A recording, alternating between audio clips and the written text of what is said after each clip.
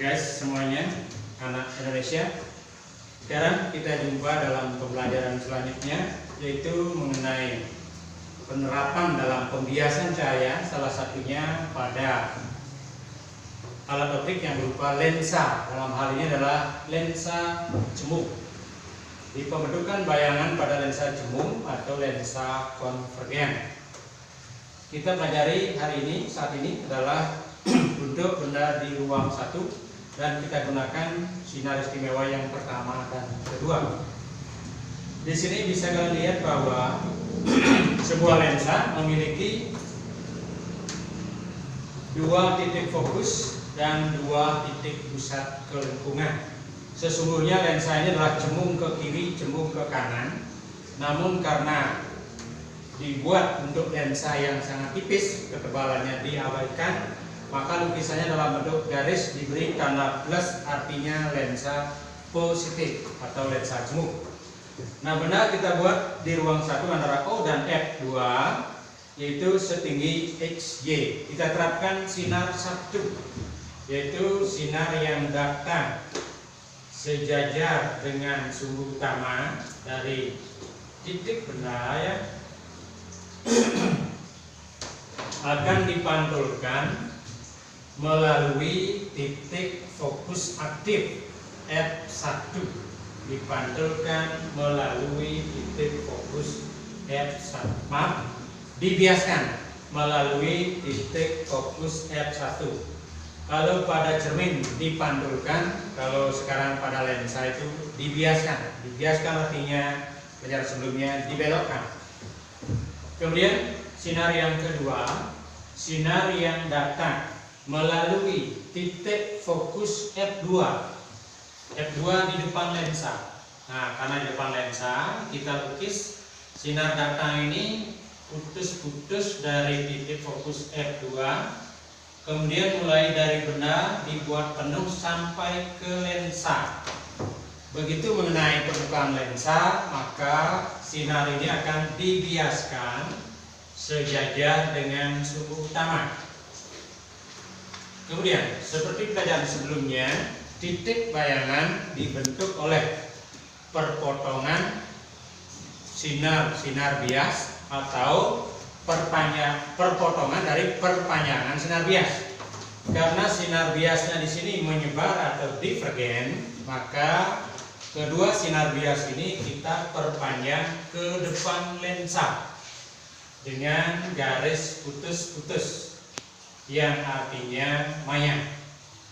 Dua-duanya kita perpanjang seperti ini.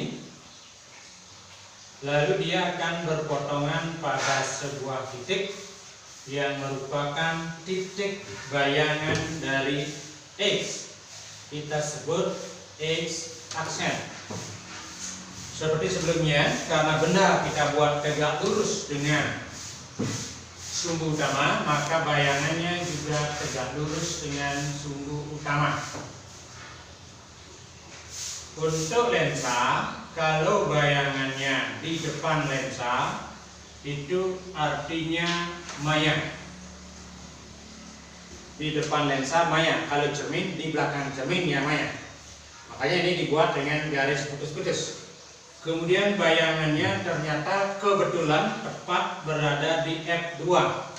Namun tidak perlu itu diingat dan dihafal, karena sesungguhnya ruang bayangan itu adalah di sini ruang 1, ruang 2, ruang 3.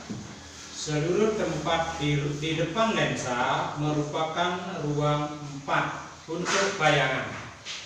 Untuk benda sebaliknya, di sini ruang 1, ruang 2, di sini ruang 3. Di belakang lensa semuanya merupakan ruang 4 untuk benda.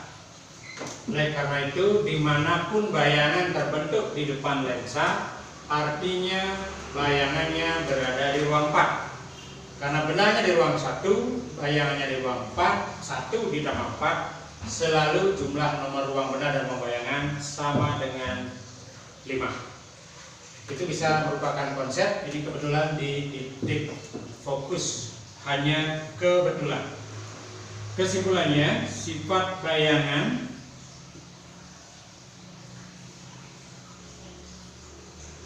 Untuk benda di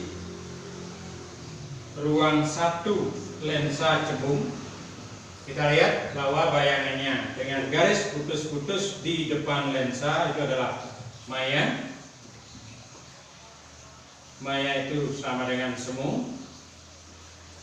Kemudian kita lihat juga X-nya di atas tegak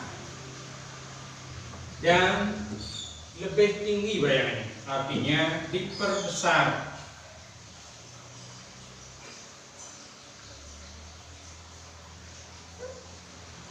Di maya tegak diperbesar, lensa cembung, benda di ruang 1. Dari pertemuan sebelumnya Bapak hanya membahas benda di ruang 1 karena di antara benda-benda yang terlukis yang lainnya, karena lukisannya sangat banyak, cukup banyak, maka di ruang 1 paling berpikir, paling banyak konsep tambahannya yang perlu diperhatikan. Untuk di ruang 2 dan ruang 3 cara melukisnya jauh lebih mudah. Namun yang di ruang 1 belum lengkap, silahkan kalian buatlah lukisan untuk